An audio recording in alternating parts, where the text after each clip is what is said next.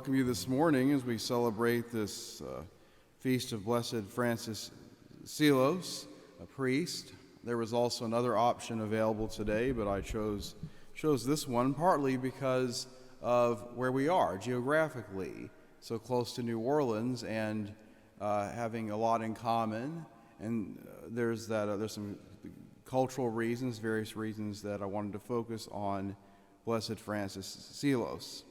So, starting with our reading from Galatians, probably as you heard this, some of you might have wondered, what's this all about? You know, it's kind of, Paul keeps changing the subject, talking about different things.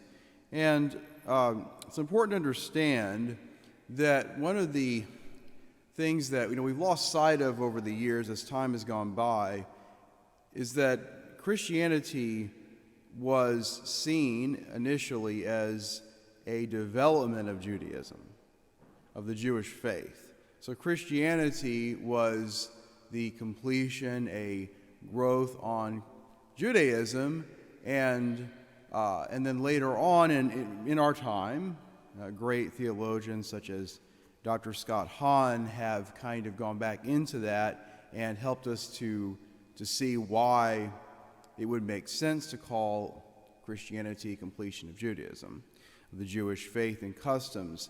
But in this early era, people that were becoming Christian basically were keeping up the traditions of their Jewish background.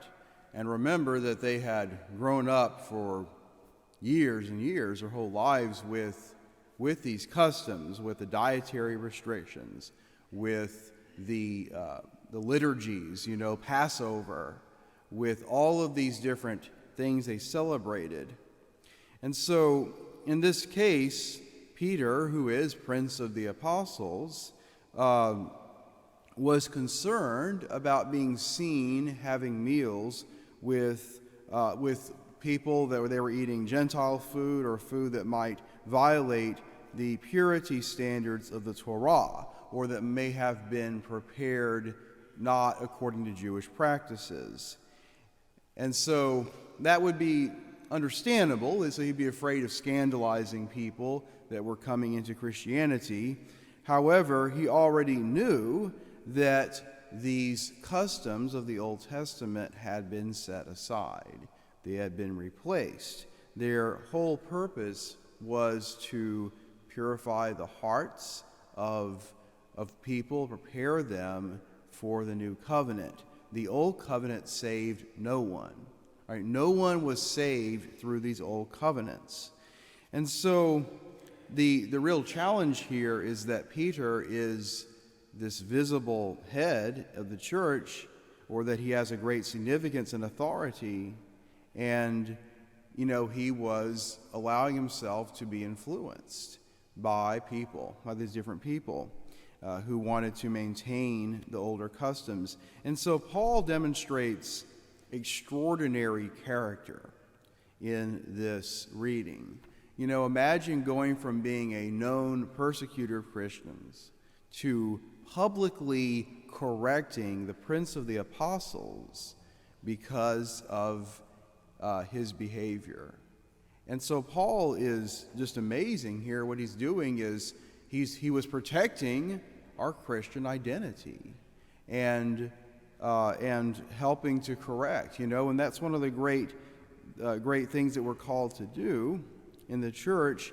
There is what we call fraternal criticism. There is building up your brother and sister in love.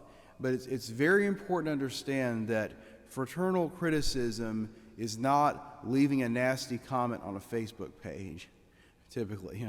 Fraternal criticism is not things like that. It's not telling somebody they're not cool or whatever. It's about being able to walk with that person and be able to listen to them and share with them in a humble way your point of view. And so it's so important to do that with humility. No matter how convinced you are right. And you have to be open to the possibility you could be wrong.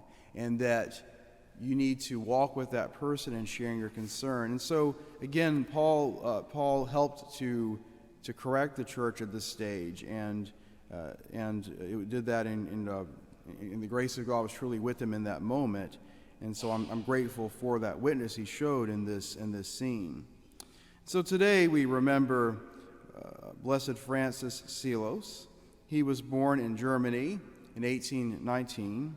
He entered diocesan seminary and came in contact with the Congregation of the Most Holy Redeemer, which he ended up joining, and was sent to North America.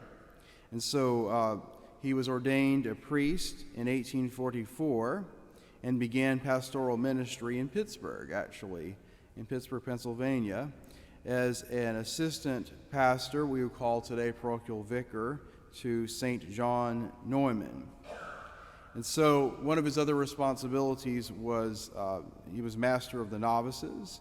He dedicated himself to preaching. And then Blessed Francis became a full-time itinerant missionary preacher. And he preached both in English and in German. And I'm sure that was especially to the German settlers that had come over in a number of different states.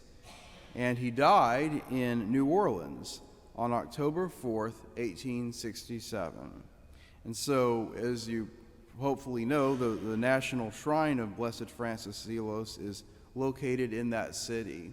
And I find in this story that when God is in our lives and God is very important to us, we can do great things, we can do surprising things. I mean, imagine someone in this time, in such a different era, coming to the United States and giving his whole life to ministry here in a foreign country, and going so far as to get to New Orleans. And so I'm grateful again for this witness as well.